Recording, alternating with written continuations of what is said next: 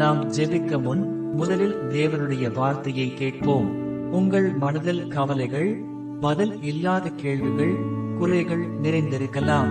கடந்த காலத்தை பார்த்தால் தவறுகள் நினைவுக்கு வரும். எதிர்காலத்தை நினைத்தால் பயம் பிடித்துக் கொள்ளும். ஆனால் இயேசுவை நோக்கி பாருங்கள். உங்கள் குறைகளை பட்டியலிடுவதற்கில்லை, மாற்றுவதற்காகவே அவர் இருக்கிறார். அவரது கிருபை மீட்டெடுக்க முடியும். அவரது அன்பு நலமாக்க முடியும். அவரது ஆற்றல் மாற்ற முடியும். உங்கள் கண்களை இயேசுவை நோக்கி திருப்புங்கள். கடந்த காலம் உங்களை கட்டி பிடிக்காது, எதிர்காலம் பயமுறுத்தாது.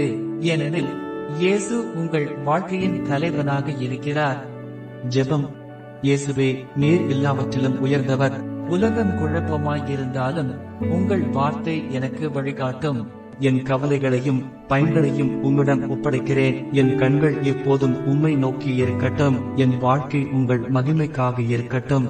இயேசுவின் நாமத்தில் ஆமேன்.